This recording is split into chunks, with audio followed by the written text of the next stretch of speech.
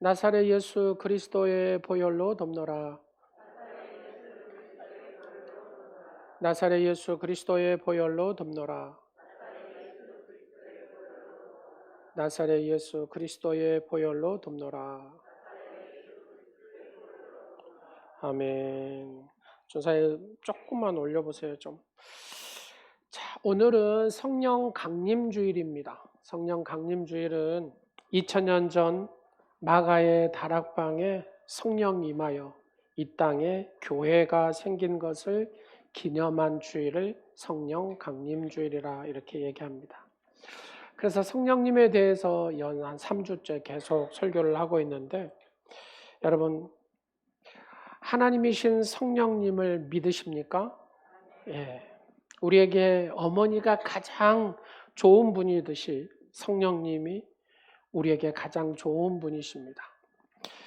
어머니가 우리에게 육신의 생명을 주셨듯이 성령님도 우리에게 하늘의 생명을 주셨습니다. 그래서 오늘은 생명의 성령님에 대한 얘기를 하려고 합니다. 생명만큼 아름다운 것이 어디 있습니까? 제가 아는 권사님 한 분이 계시는데, 이분은 찬양을 참 좋아하셨어요. 아침에 딱 눈을 뜨면 하나님 앞에 찬양을 쫙 부릅니다. 한 곡 부르고 두 곡 부르고 그러면서 하루에 수십 곡의 찬송을 드립니다. 찬양을 할 때마다 마음이 기쁘고 평안하고 행복했다는 거죠. 그렇게 찬양을 하며 살았던 권사님이 하나님의 부름을 받았습니다. 평생 몸이 약해서 이 권사님을 잘 섬기던 남편 집사님이 그렇게 여하튼 극진히 사랑을 했어요. 늘 동행하고 아플 때는 손을 잡아주고 힘들 때는 위로해주고 늘 그와 동행을 했습니다. 그러다가 하나님의 부름을 딱 받자 권사님이 이제 많이 쇠약해져 가지고 말도 못하고 일어나지도 못한 상황이었는데, 마지막으로 이 권사님이 남편 집사님한테 이렇게 고백을 합니다. 여보 사랑해요. 여보 감사해요. 이게 마지막 말이라고 합니다. 여러분 우리도 그렇게 살아야 되지 않겠습니까? 때가 되어서 하나님의 부름을 받을 때 남아있는 남편에게, 아내에게, 아니면 자녀들에게 사랑한다고, 감사하다고 그렇게 말하고 살아야 되지 않겠습니까? 여러분 어떻습니까? 우리의 일생을 가만히 보면 굉장히 금방이에요. 짧잖아요. 그렇게 사랑하다 가면은 아름답지 않겠습니까?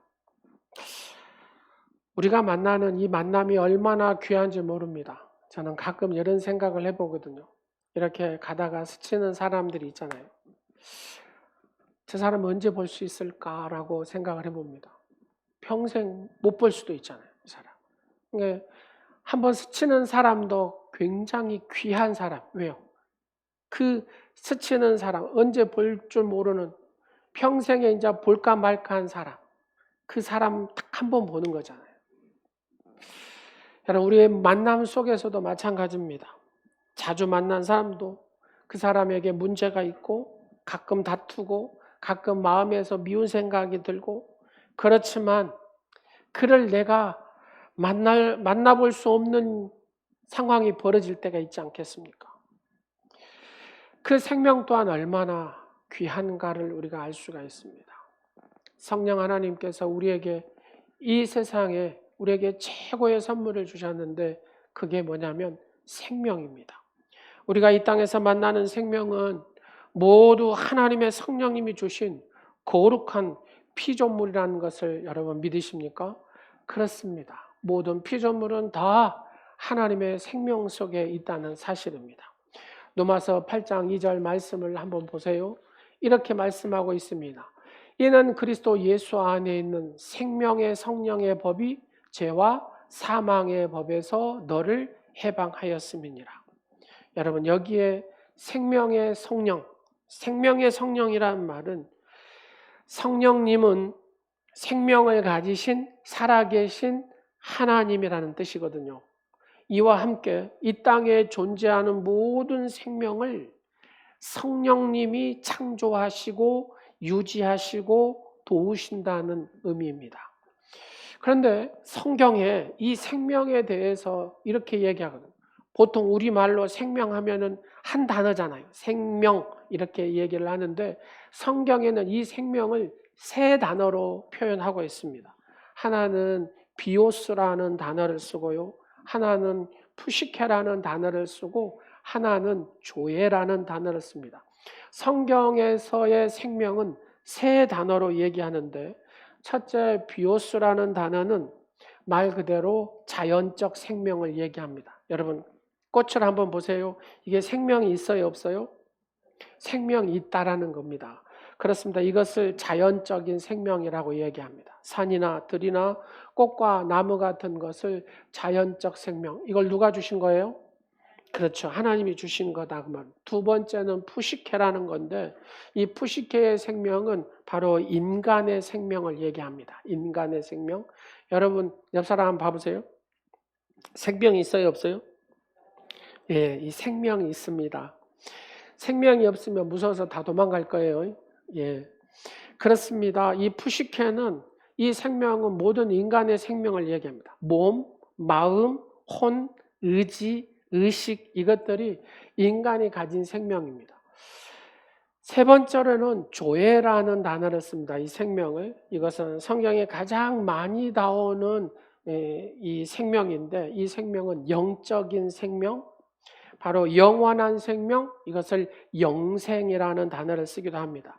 우리는 결국 이 성경에 얘기하는 새 생명을 사는 존재라는 얘기입니다. 자, 첫 번째 성령님은 비오스, 바로 자연적 생명에 대해서 우리가 한번 생각해 보도록 하겠습니다.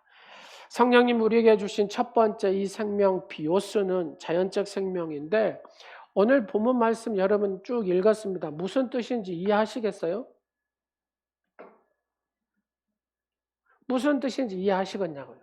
뭐 강에서 무슨 문지방에서 뭐가 나와가지고 물이 나와서 생수가 어쩌가지고 무엇이 짐벌이 어쩌고 뭐 강이 흐르고 바다가 흐르고 생명이 살고 뭐 무릎이 차고 뭐 이런 얘기 나오잖아요. 자, 그것을 간단하게 제가 요약해서 말씀을 쭉 드리도록 하겠습니다. 1절 말씀에 보니까 이렇게 나옵니다. 그가 나를 데리고 성전 문에 이르시니 성전의 앞면이 동쪽을 향하는데 그 문지방 밑에서 물이 나와. 문지방 밑에서 뭐가 나온다고요? 물이 나온다라고 얘기합니다. 여러분 오늘 이 말씀은 에스겔 시대 때에 에스겔 선지자가 하나님께서 환상을 보여주셔가지고 성령을 생수로 표현해서 하신 말씀이거든요. 그래서 성령의 생수가 성전의 문지방에서 나왔다는 얘기입니다. 자, 1절 그 문지방의 밑에서 물이 나와서 이 문지방은 바로 우리가 성서를 얘기하면 지성소의 개념이라고 생각하시면 지성소에서 뭐가 나왔어요? 생수가 흘러나왔다 그 말입니다. 하나님의 거룩한 영이 임하신 지성소, 그 지성소에서 생수가 쫙 흘러나왔다. 여러분 모든 좋은 것은 어디서부터 오는지 아세요? 하늘로부터 옵니다. 모든 좋은 것은 하늘로부터 온다는 사실을 믿으시기 바랍니다. 여러분 모든 좋은 것을 받고 싶습니까? 그러면 하나님과의 관계가 좋아야 돼요. 늘 하나님을 사랑하고 하나님과 늘 교통하고 교제하는 여러분 되시기를 간절히 축원합니다. 자, 그런데 이 하늘로부터 오는 바로 이거는 누구를 통해서? 성령님. 바로 그 성령님이 누구냐? 생수의 근원이다 그 말입니다. 여러분 에레미야 17장 13절 말씀에 보면 물은 여호와를 떠나는 자는 흙의 기록이 되오리니 그러면서 뭐라 그래요? 이는 생수의 근원이신 여호와를 버림이니라. 바로 성령님이 곧 누구라고요? 생수의 근원이다 그 말입니다. 이 생수가 흘러서 바로 이 자연의 생명을 바로 이렇게 쭉 생명이 있게 한다라는 얘기거든요. 성전 문지방에서 흐르기 시작한 이 생수가 강에 흐르고 바다에 흐르고 갯벌이 되었다가 각종 나무와 열매를 맺게 했다라는 얘기입니다. 여러분 오늘 본문 12절 말씀을 한번 보십시오. 강 좌우 가에는 각종 먹을 과실 나무가 자라서 그 잎이 시들지 아니하며 열매가 끊이지 아니하고 달마다 새 열매를 맺으리니 그 물이 송소를 통하여 나옴이라. 그 열매는 먹을 만하고 그 잎사귀에는 약 재료가 어째요? 되리라 라고 얘기합니다. 여기에 나오는 강과 바다와 물고기와 각종 과실, 나무, 잎 그리고 열매는 하나님이 우리에게 주신 첫 번째 생명, 바로 이 비오스, 자연적인 생명을 얘기합니다. 이 말의 영어로는 여러분 바이올로지 이런 단어를 쓰잖아요. 생명, 생물학 뭐 이런 말이 여기에서 나온 겁니다. 비오스에서. 여러분, 우리가 사는 모든 자연은 하나님이 우리에게 주신 바로 창조의 선물임을 여러분 믿습니까? 그렇습니다. 이 자연의 모든 것은 하나님께서 우리에게 주신 창조의 선물입니다. 그리고 하나님의 영이신 성령님께서 그 가운데 계시다는 사실도 믿습니까? 예. 창세기 1장을 한번 보세요. 입이 없는 분은 아멘 하지 말고 입이 있는 분만 아멘 하시기 바랍니다. 자, 다 같이 읽겠습니다. 시작. 태초에 하나님이 천지를 태초에 누가요? 하나님께서 천지를 창조하셨습니다. 2절을 보겠습니다. 시작. 땅이 혼돈하고 공허하며 흑암이 깊음 위에 있고, 그 다음에 하나님의 영은 수면 위에 운행하시니라. 여기에 하나님의 영은 누구예요? 성령님. 성령님께서 운행하신다라는 얘기입니다. 이게 운행하신다는 얘기가 무슨 뜻이냐면, 여러분, 독수리 어미가 독수리 새끼를 훈련시킬 때 어떻게 해요? 이렇게 물고 쫙 올라가가지고 딱 떨쳐버립니다. 그러면은 독수리 새끼가 막 하다가 이게 안 되니까 쭉 떨어집니다. 그 순간에 독수리 어미가 밑에서 탁 이렇게 받습니다. 그래서 훈련을 시키거든요. 바로 어떤 의미냐면은 운행이라는 단어는 독수리 어미가 새끼를 이렇게 살피듯이 성령 하나님께서 창조하신 자연 세계를 살피시고 우리를 살피신다는 얘기입니다. 할렐루야. 이게 운행이다 그 말입니다. 그래서 신비가들은 하나님의 불꽃이라는 단어를 씁니다. 여러분 한번 보십시오. 이 꽃을 하나님의 불꽃이 보입니까? 하나님의 불꽃이 보여요? 성령님의 불꽃이 보입니까? 여러분 안 보인다는 것은 뭐냐면 이게 뭐냐면 여러분 하나님의 불꽃이 없으면 이게 이렇게 살아있지를 못합니다. 하나님의 불꽃이 있어서 지금 살아있는 이게 꽃이고 식물이다 그 말입니다. 할렐루야. 그래서 14세기의 신비가 에카르트가 이렇게 얘기합니다. 자연 속에는 성령의 불꽃이 있다. 이 말이 맞는가 안 맞는가를 한번 말씀을 통해서 한번 보도록 하겠습니다. 하나님께서 이렇게 말씀합니다. 함부로 나무를 베지 말라고 합니다. 여러분, 새를 함부로 잡지 말라고 하십니다. 이게 제 말이 아니라 성경에 있는 말이에요. 신명기 20장 19절 말씀 시작. 너희가 어떤 성읍을 오랫동안 내어싸고 그 성읍을 쳐서 점령하려 할 때에도 도끼를 들러 그 다음에 뭐라고요? 그곳에 나무를 찍어내지 말. 이게 나무를 찍어서 내지 말라라는 얘기입니다. 새도 한번 볼까요? 새도. 예, 신명기 22장 6절 말씀 시작. 길을 가다가 나무에나 땅에 있는 새의 보금자리에 새 새끼나 알이 있고 어미 새가 그의 새끼나 알을 품은 것을 보거든 그 어미 새와 새끼를 아울러 뭐 하지 말라고요? 취하지 마요. 자, 이제 손 들어 보겠습니다. 여자분들은 안 했을 것이고 남자분들은. 여러분 새하고 새알 잡아보신 분 손을 한번 들어보세요. 이게 회개하라는 소리입니다. 회개. 예. 왜요? 생명의 존중을 얘기하는 거거든요. 생명의 존중을. 한번 보십시오. 성경에는 이런 얘기도 있습니다. 신명기 22장 1절에서 4절 말씀에 소하고 양이 이렇게 가다가 넘어져가지고 탁 꼬그라져 있어요. 그러면 여러분 소하고 양이 꼬그라져 있으면 여러분 어떻게 하겠습니까? 꼬그라져 있어라 이렇게 하고 갑니까? 아니면 이렇게 세워줘야 됩니까? 그렇죠. 이런 얘기까지 성경에 다 있다니까. 이렇게 세워라. 왜요? 생명이 귀하기 때문에. 이 꽃이나 동물이나 누가요? 성령의 생명이 이들 가운데 있다는 겁니다. 할렐루야. 하나님은 사냥을 좋아할까요? 싫어할까요? 사냥도 하지 말라고 합니다. 도살할 때도 여러분 도살을 어떻게 하냐면은 이 동물이 사람을 해하려 할 때 이걸 도살을 하라고 합니다. 예. 막상 우리가 이제 돼지고기를 먹든지 소고기를 먹잖아요. 그러면 돼지고기, 소고기를 죽일 때는 어떻게 죽여야 돼요? 고통 없이 급소를 찔러서 이 생명에게 아픔을 주지 말라고 합니다. 이게 성경의 얘기입니다. 예. 또 성경에 무슨 얘기가 있냐면은 힘센 동물하고 힘이 약한 동물하고 같이 멍에를 매지 말라고 합니다. 소하고 나귀를 한 멍에에 매지 말게 이렇게 합니다. 여러분 힘센 소하고 나귀하고 이렇게 딱 멍에를 같이 매가지고 쟁기질을 한다고 생각해 보세요. 그럼 어떻게 되겠습니까? 힘센 소가 질질 끌고 다니겠잖아요. 그러면 힘이 약한 이 나귀는 어째요? 예, 힘들어하죠. 그래서 이 생명을 귀히 여기라, 생명을 존중하라고 성경은 얘기하고 있습니다. 더 신기한 것은 우리 강상철 집사님 고기를 좋아하시는데 우리 집사님은 낚시는 안 하시죠? 강 집사님 그물질만 이거 다 성서적입니다. 성서적. 제가 갈릴리 성지순례 가서 갈릴리 호수를 갔어요. 갈릴리 호수를 갔는데 이틀 동안 쭉 보는데 낚시하는 사람이 없어요. 낚시하는 사람. 예. 왜 낚시하는 사람이 없을까? 유대인들은 낚시를 안 한대요. 왜? 이 고기에게 고통을 주니까. 그래가지고 다 이 그물로 잡는데 갈릴리 호수에는 허가를 맡은 어부들이 그물로만 고기를 잡는답니다. 왜요? 고통을 주지 않기 위해서. 그러니까 그만큼 자연에 대한 생명을 어째요? 존중하라. 거기에는 성령의 생명이 그들과 함께하기 때문에 그렇다는 겁니다. 할렐루야. 이해하셨습니까? 자, 자기 집에 밍크 코트 있으신 분 손 한번 들어보세요. 이 밍크 코트를 만들려면 동물이 몇 마리 죽어야 되냐면요.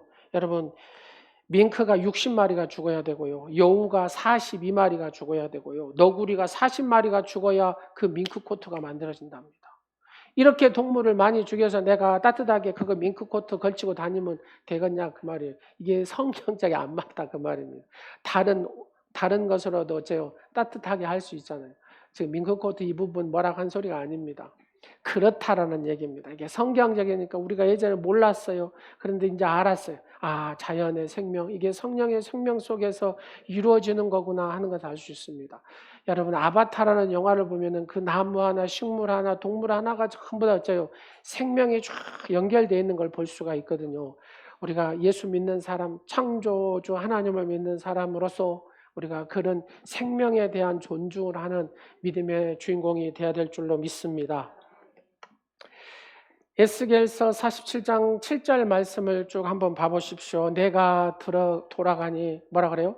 강 좌우편에 나무가 심이 많더라. 여러분 강이 생명이고 나무가 생명인 줄로 믿으시기 바랍니다. 12절의 마지막에 잎사귀는 약재료가 되리라 그랬습니다. 우리의 몸이 아파요. 아프면은 어디 가서 약을 찾을 수가 있어요? 자연에 가서 찾을 수 있습니다. 그러니까 자연의 이파리나 나무나 뿌리나 이런 걸 통해서 다 어째요? 치료의 효과가 있다 그 말입니다. 왜요? 이런 나무 하나하나가 전부 다 어째요? 생명이 있기 때문에 이 생명, 성령의 생명이 있기 때문에 그 생명이 생명을 치료하게 되더라 그 말입니다. 할렐루야. 그래서 산에 있는 그런 약초 뿌리 먹고 여러분 자연인들 보면은 제가 암에 걸려가지고 이렇게 했습니다. 그러면서 약초 뿌리 먹고 뭐 먹고 했더니 언제 아프 사라져 버렸습니다. 그러잖아요. 그런 것들이 바로 생명과 생명이 연결되는 역사다 그 말입니다. 할렐루야. 하나님의 생명이 자연의 생명 비오스 바로 이 성령의 생명과 다 연결이 된다는 사실을 기억하시기 바랍니다. 바로 이것이 바로 생명의 역사입니다. 자, 두 번째로는 여러분 그 성령의 생명은 표식해라는 단어를 쓴다 그랬습니다. 이거는 인간의 생명을 얘기합니다. 성전 문지방에서 흘러나온 생수가 뭐라겠어요? 성령, 생수가 성령이라 그랬습니다. 강으로 바다로 흘러가기 전에 거친 곳이 있어요. 그 거친 곳이 뭐냐면 사람의 몸입니다. 오늘 말씀해 보니까 1절에서 쭉 흘러서 보면은 3절에 가니까 그 성령, 생수가 어디에요? 발목에 차고, 그 생수가 어디에 차고요? 무릎에 차고, 그 생수가 어디에 차고요? 성령이 허리에 차고, 그 생수인 성령님께서 온 몸을 적시고 몸을 수영하다시피 수영할 수 있는 그 물로 가득 채웠다. 이것을 한마디로 얘기하면 무슨 말일까요? 성령 충만. 성령 충만이라는 소리입니다. 여러분, 성령 충만할 때 우리는 어떤 상황 속에서도 이기는 자가 되는 줄로 믿으시기 바랍니다. 근데 그게 뭐냐? 몸으로. 몸은 어떻게 생각하냐? 성경은 우리에게 성령을 부어서 그 성령의 생명으로 우리의 몸을 만들었다라고 얘기하거든요. 창세기 2장 7절 말씀을 한번 보실까요? 여호와 하나님이 땅에 뭘로요? 흙으로 사람을 지으시고 그 다음에 뭐라 그래요? 생기를 그 코에 불어넣었. 자, 당연히 흙으로 사람을 하나님이 만드셨어요. 그걸로 끝난 게 아니더라는 겁니다. 생기, 다른 말로 생명이라는 퓨시케라는 단어를 씁니다. 바로 우리가 가진 이 몸이 생명인데, 그러니까 우리가 다만 흙으로만 만들어진 존재가 아니라는 얘기입니다. 흙으로 만들어졌지만 그 속에 하나님의 생명, 생기가 넣어졌다면 푸시케, 성령의 생명이 되었다. 다만 썩어져 없어질 육신이 아니라는 겁니다. 여러분, 죄나 짓게 만드는 왼수 같은 몸뚱이가 아니라는 얘기입니다. 하나님의 성령님이 깃든 곳이 우리의 몸인 줄로 믿으시기 바랍니다. 겉은 흙으로 되어 있지만 여러분 몸을 이렇게 화학 분석하면 14종류의 화학 분석이 딱 되잖아요. 이걸로 끝나는 게 아니라 우리 안에 성령님이 계시다 그 말입니다. 그래서 성경은 이렇게 얘기합니다. 질그릇 같은 이 몸에 누구를요? 보화 되시는 예수 그리스도 성령님을 모시고 산다 그 말입니다. 할렐루야. 보화 되신 예수 그리스도 그 성령님을 모시고 사십니까? 그래서 여러분들이 존귀한 자다 그 말입니다. 이 푸시케 사이콜로지는 마음, 그 다음에 심리학이 이 단어, 이 푸시케에서 나온 단어입니다. 고린도전서 3장 16절 말씀에 이렇게 이야기합니다. 너희가 하나님의 성전인 것과 하나님의 성령이 너희 안에 계시는 것을 알지 못하느냐. 여러분, 예수 그리스도를 영접한 여러분에게는 여기가 누가 계세요? 성령님이. 여러분, 성령님이 거하는 여러분의 몸이 성전인 줄로 믿으시기 바랍니다. 우리는 하나님의 성전이요 성령의 집이기 때문에 이 집이 흙으로만 된 것이 아니라 그 말입니다. 여러분, 집의 가치를 가만히 보세요. 집을 재료로 만들었다고 해서 그 집만 보고 가치 있는 게 아닙니다. 그 집에 누가 사느냐가 중요하다 그 말입니다. 할렐루야. 우리 안에 성령님이 계십니다. 성령님을 불어넣으시니 푸시케 생명, 곧 하나님의 생명이 그 속에 있다 그 말입니다. 우리는 아무것도 아닌 자들이잖아요.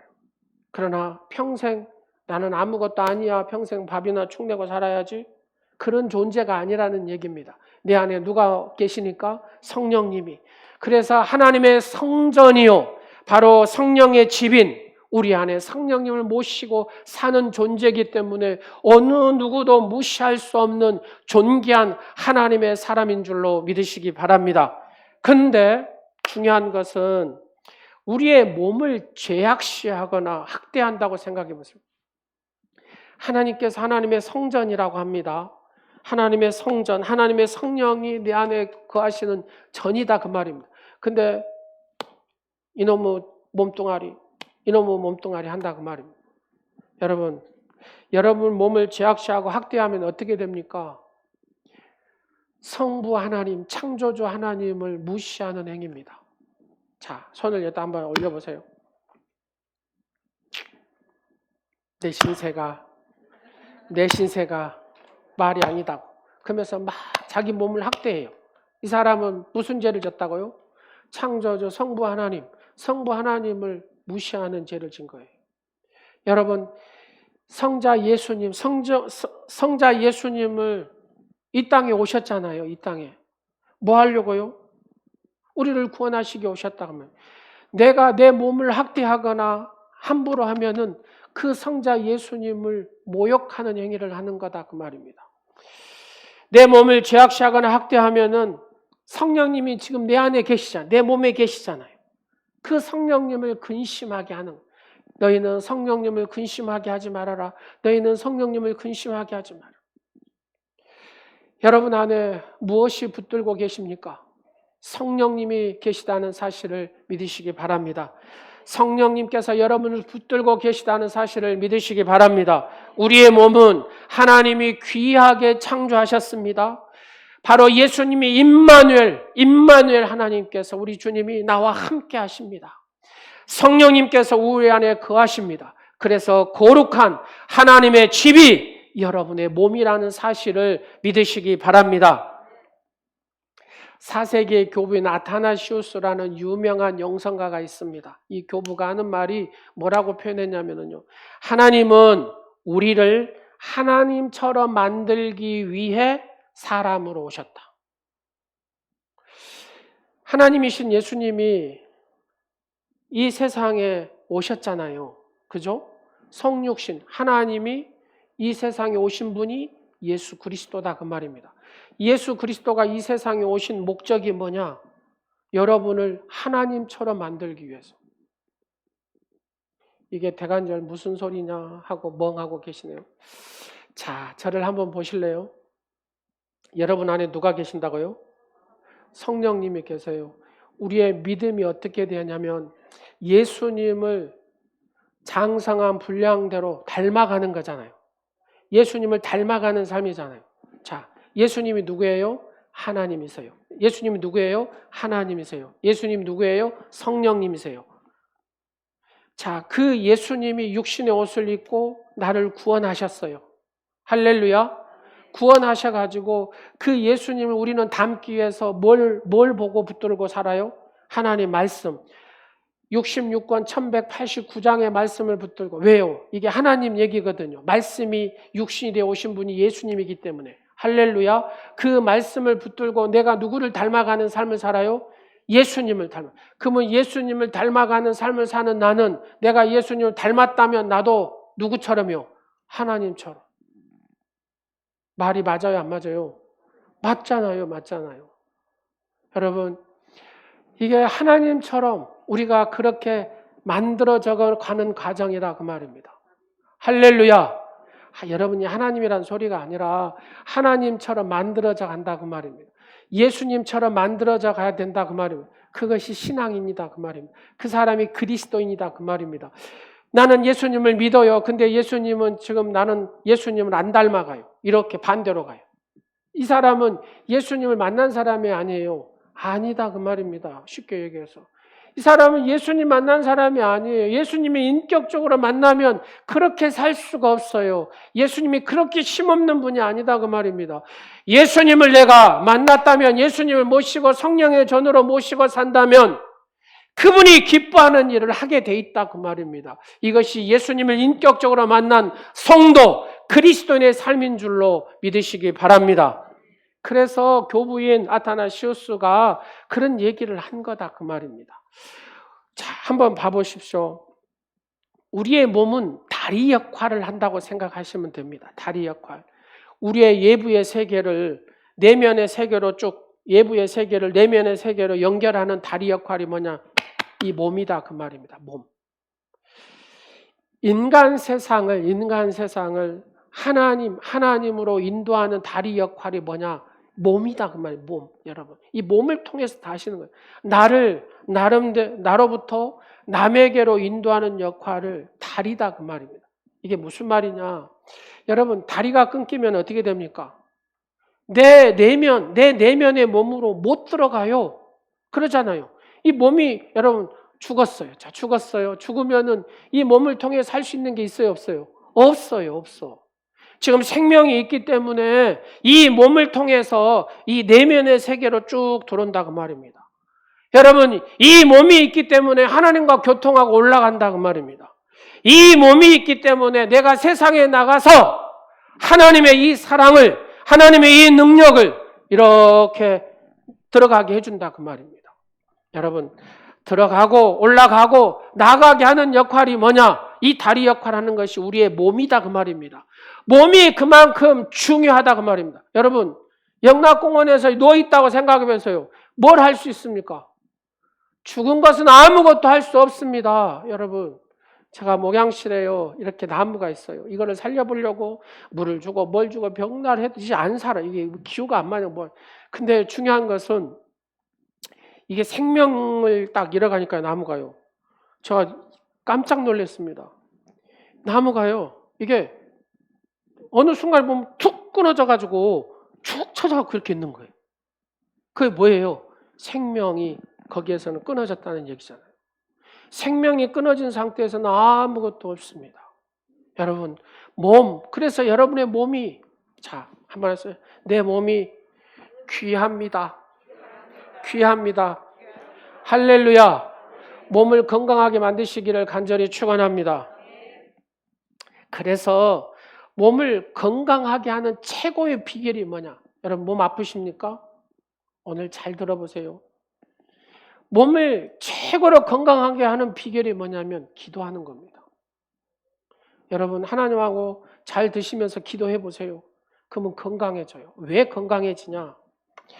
우리의 몸에 누가 계세요? 생명의 성령님이 계세요. 생명의 성령님이 계시기 때문에 내가 기도하고 성령님 얘기합시다, 교통합시다 하면 유유상종. 성령님과 이렇게 대화를 한다 그 말입니다.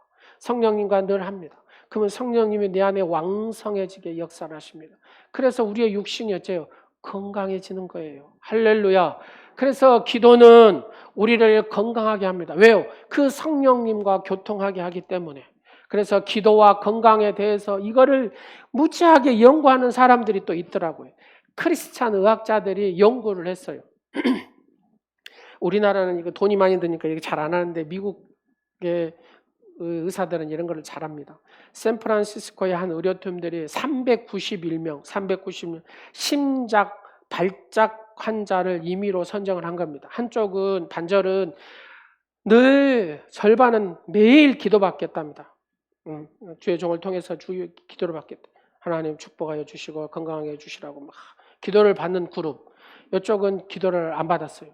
근데 중요한 것은 누가 기도를 받았는지 이건 이게 이 한 사람들만 알지 의사도 몰라요. 의사도 몰라. 근데 세월이 쫙 흘러서 이 사람들은 393명을 쭉 해보니까 기도 받은 사람들은 눈에 띄게요. 약물을 치료를 해도 회복이 빠르더랍니다. 그리고 보니까 여러분 이 심장이라는 게 생명이 왔다 갔다 하잖아요. 그래서 생명 유지 장치를 기도받은 사람들은 한 명도 안 나오더랍니다. 393명 중에. 근데 기도 안 받은 사람들은 많이 나오더래요. 또 하나는 뭐가 있냐면 참 별일 실험을 다 하더라고요. 교회를 매주 출석하는 사람들하고 출석하지 않는 사람하고 두 그룹을 이렇게 딱 연구를 또 했어요.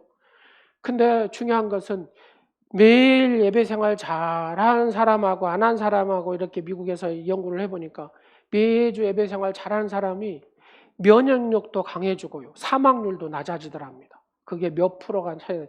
25%. 이거 제 말이 아니라 연구하는 사람들이 얘기입니다. 25%가 면역력도 더 강해지고 사망률도 더 딱 떨어지더랍니다. 이게 무엇입니까? 내가 영적으로 성령을 모시고 사는 사람은 영적으로 충만해지면 어째요? 육신도 건강해진다 그 말입니다. 할렐루야. 여러분 듀크 대학의 종교와 영성, 건강에 대한 이 일을 이끌었던 심리학자인 그 헤럴드 퀘니히라는 박사가 있는데 이 사람이 여하튼 이름도 좀 복잡해요. 기도 치유력이라는 책을 썼어요. 이 기도 치유력을 쭉 보면은 이런 사례들을 정리해 가지고 이렇게 표현합니다. 기도하는 사람은 상대적으로 더 튼튼한 부부관계, 더 건강한 부부관계를 하고 가정생활을 잘한다는 겁니다. 기도하는 사람은 상대적으로 더 건전한 생활 방식을 가진다는 겁니다. 기도하는 사람은 상대적으로 스트레스를 더 쉽게 이긴다는 거예요. 스트레스도 잘 이긴대요. 기도하는 사람. 그게 사실이죠. 아멘.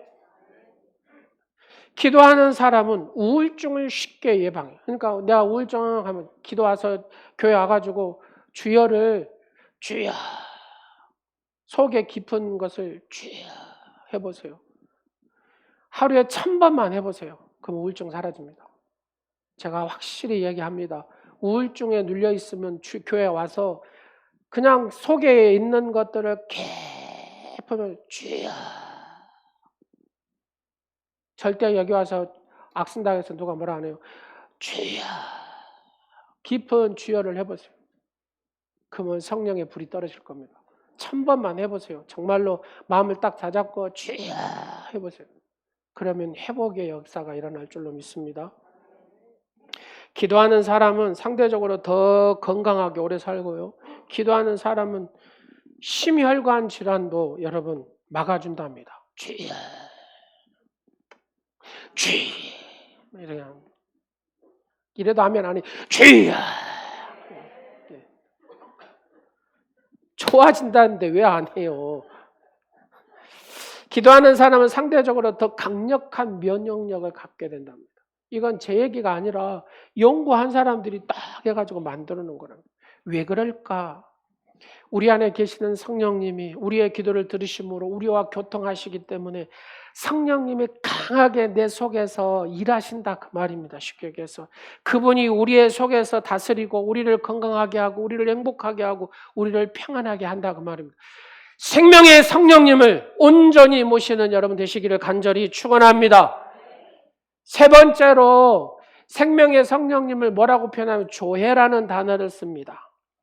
성령님이 우리 안에 주신 세 번째 생명은 조회입니다. 조회. 이 생명이 성경에 가장 많이 나왔는데 여러분 신약 성경에 135번이 나와요. 135번.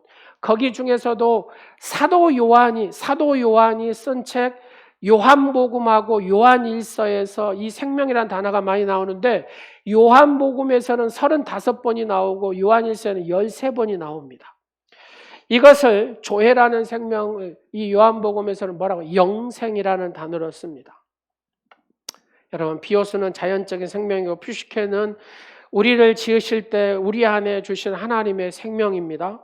그런데 문제는 퓨시케의 이 생명은 우리의 관리 여부에 따라서 약화되기도 하고 사라지기도 한다는 겁니다. 퓨시케는. 어쩐다고요? 퓨시케는 우리 관리 여부에 따라서 약화되기도 하고 사라지기도 한다는 거예요. 무엇보다도 퓨시케는 뭐하고 상극이냐? 죄. 이 죄하고는 상극입니다. 퓨시케의 영이신 하나님의 영, 인간의 이 영에 죄를 지으면 존재할 수가 없어요. 죄와는 이 퓨시케는 상극이에요. 그래서 사람에게 온전히 이 퓨시케의 생명이 유지될 때는 에덴 동산의 때예요. 에덴 동산의 때. 근데 에덴 동산에서 아담과 하와가 선악과를 따먹어요. 그때에 이렇게 떠나기 시작을 합니다. 그리고 노아 때 죄악에 꽉 관영했다가 그냥 꽉 차버렸어요. 그러니까 아예 그냥 떠나버립니다. 이 영이. 자, 이것이 무슨 말이냐 한번 보겠습니다. 창세기 6장 3절 시작. 여호와께서 이르시되 나의 영이 누구예요? 성령. 나의 영이 영원히 누구와 함께?